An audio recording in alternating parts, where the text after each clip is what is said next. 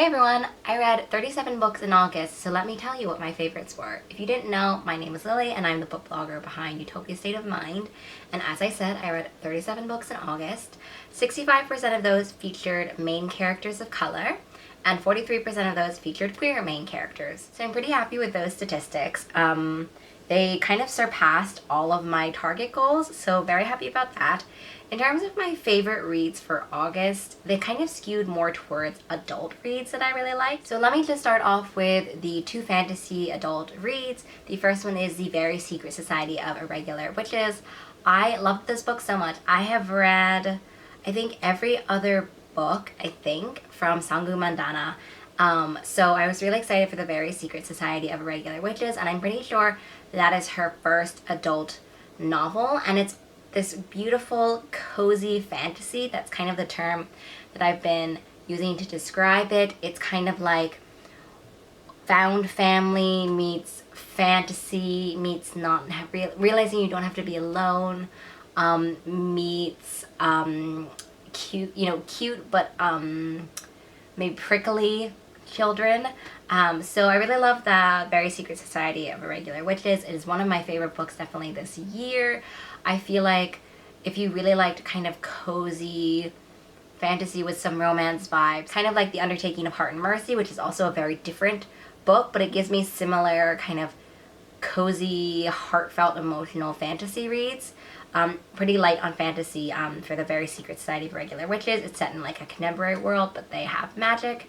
So I'd highly recommend that one. And the next one is Holiday Heroine, which is a sequel. I think it's book 5 of the Heroine Complex series. I don't know if it's my favorite one of the series so far, but it's certainly up there. I really loved how the main character I can't remember her name, because it honestly goes from like the main character, or the first book, and then the first book's best friend, or the main character's best friend, and then like all of these other people in it as well. So I'm sorry, but I can't remember the name of the character. But it stars her, and she's actually the sister of the first book, and she's really grappling with her powers because she feels like in the past she's used her powers, or she's been tempted to maybe use her powers for nefarious means, and so she doesn't want to be the villain. And so she's very much kind of thinking about her powers and being very afraid of them. And so what I really loved is that Holiday Heroine was so centered on her journey, and her journey also to accept help and to be vulnerable with the people she loves. I felt like that was super, it has a good resonance to it for today and also for me. And so I just felt like Holiday Heroine was my favorite so far, perhaps. I mean, the last one I read I think was 4 stars, but I think that I rated another one in the series 5 stars before. I think it was the perspective of the first character's best friend, who feels like she always has to be perfect all the time. So I feel like my emotional trauma and emotional issues are being slowly worked out throughout the entire series. So that's something to recommend. It's also a great recommendation for people who want longer book fantasy, supernatural, superhero series that are still ongoing. The next 2 are romance books, and the first one is The Decoy Girlfriend. I have loved and read all of the books by Lily Vale, and so The Decoy Girlfriend is not her first romance book. I think it's her second one. I think The Decoy Girlfriend hits all the right spots. It has fake dating meets fake dating, kind of meets emotional vulnerability. I loved watching these characters unfold. I think the best test of a romance book is when I cannot pick which main character, this is dual perspective by the way, which character I like the best, and that was definitely how I felt for The Decoy Girlfriend. It has that signature snark and signature banter that I super associate with Lily Vale.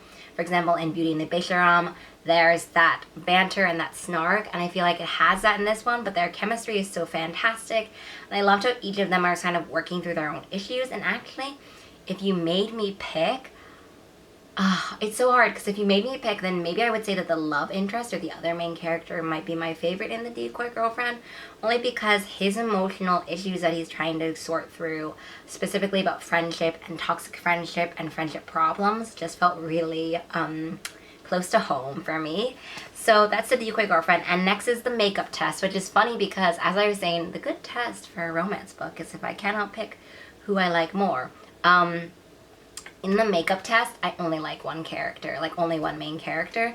I cannot remember if it's dual perspective. No, I don't think it's dual perspective. But basically, I did not like the love interest for the longest time. Like, the makeup test for me, the reason why I love it is because of the emotional journey of the main character. I mean, the romance was, like, there, but I just didn't really like him as much as I loved him. Well, actually, I didn't really like him. There's just a lot of issues that you don't really find out what's going on, and maybe other people did not feel the same way as I did. But I am, like, very salty and super loyal, and so I had a really hard time in the makeup test with the romance and with the love interest.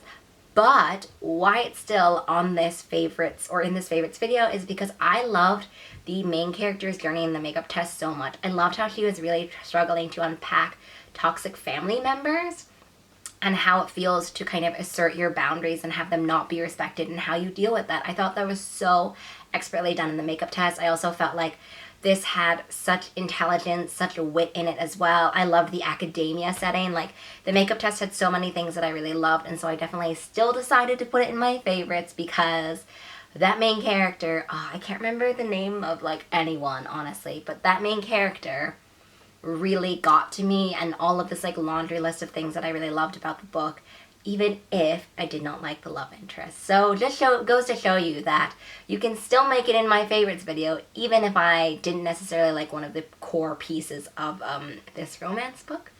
Now let me go on to the YA ones. There are two of them. The first one is a YA sci-fi, and that is Mindwalker.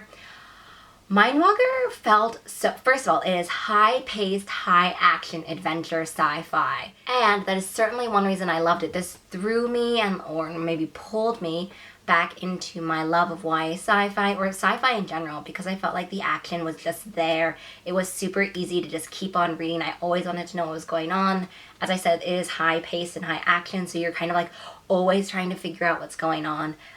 But what I really loved about Mindwalker as well is that it really delves into this idea of misinformation and this idea of not being told the full story and kind of where is the line in the sand that you're going to draw for yourself, right? It's one thing if you believe something that you were taught, but you're not sure if you believe it anymore, but where is that line for you specifically? And so that's kind of like a theme that's certainly maybe not as prevalent as the high action part of the book, but it's certainly my favorite aspect because I loved watching that unfold in tandem to the action. And finally, my favorite of this month for YA, or not my favorite, but one of my favorites, and the last one I'm going to talk about is a retelling, SelfMade Boys by Anna-Marie McLemore. I love all of Anna-Marie's books, like all of them, auto-buy, read them all, love them all. So SelfMade Boys, I was already like, I'm probably gonna like it. But let me just say, I really do not like The Great Gatsby. Like, I feel like hate is a very strong word. I don't know if I want to use it for The Great Gatsby. I feel like there are other classics that I really don't like more, but I really don't like The Great Gatsby. So I was kind of like, oh, Anna-Marie McLemore. I literally love all of their books. Oh, The Great Gatsby, I don't like you. So this is kind of going up and down for me, but really loved about SelfMade Boys is that the retelling aspect is so intelligently and sort of consciously done. It is conscious in the references from The Great Gatsby, but also very intelligently tackling issues in The Great Gatsby and making them their own. I don't love when retellings only kind of say the same thing again and they don't add something to that conversation. They don't interrogate the original and talk about some of the problematic elements or even talk about some of the things that are different in this new setting or new characters, you know, anything new in this retelling. But SelfMade Boys nails it. It is so impressive to me. I knew I was gonna love it, so I was thinking, oh, like 4, you know, 4 is solid, good. But 5, like, it just, if I could overwrite The Great Gatsby with SelfMade Boys, I would. I understand you can't really do that because time travel, and if there's no Great Gatsby, is there any SelfMade Boys? Whatever. What I'm saying is, I love SelfMade Boys so much, much more than The Great Gatsby because of how cleverly and consciously it interrogates, changes, and sort of converses with the source material. Loved it so much. So, for example, if you love Anna-Marie McLemore's books, need to read it. If you don't know if you like The Great Gatsby, still should read it. If you want also a queer love, well, it's not a queer love story, but a queer story with romance in it, and also about invention and reinvention and self-invention, you have to read SelfMade Boys. Like, it just nails all of those different things to a T, and it's fantastic. So those are my favorite reads of August. This video is very late. I'm looking a little bit not like normal. September has been really bad so far. I don't know what the rest of the year will hold. I don't want that to sound too ominous, but I don't know what the rest of the year will hold for my book reviewing, for this channel, just kind of in general. I'm not really sure what's going to be happening with it. I don't know if I'm going to be stepping back a little bit. I've read every day this year. I've read 200, I think, and 80 books this year, roughly. So I'm burnt out. My brain is kind of just done.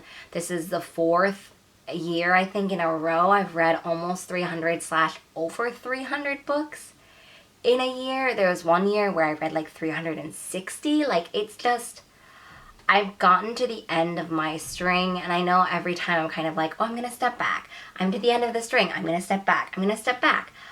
I'm kind of really having to be very serious about stepping back right now. In the last couple of weeks, I certainly have. You might see this if you're following other platforms. You're following me on other platforms, for example, TikTok, where I've been kind of talking about my reading updates, or maybe Instagram, where I've kind of been in and out of hiatus. I don't, as I said, so I don't know really what September wrap-up will be like, or just wrap-ups in general. I enjoy YouTube so much that I think that if I were to step back, this is still a platform that I would like to be on. Maybe not as much as normal, and certainly because of how late these videos are going out, obviously there are delays. So yeah, it sounds kind of like a weird, kind of sad note to end this August wrap-up on. But I just wanted to preface it, well, not preface it, I just wanted to say that to you all, because I want to be very honest with you all, and I want to be very clear. If you want me to make a video about it and kind of talk about how my thoughts in relation to kind of reading, book blogging, book reviewing, kind of all of that stuff has really changed in the last 6-ish years that I've been a book blogger, book reviewer person, then definitely let me know. Or if you want me just a more in-depth look on honestly what I'm trying to do a little bit, trying to figure out this kind of chaos, this burnout, let me know down below. But yeah, I just wanted to say that as well. But anyway, let me know what your favorite book of August was, and also maybe your favorite book in September, because honestly I don't know when these are going out. Yeah. Okay, have a great reading day, week, month, or year, and I will see you in the next one. Bye!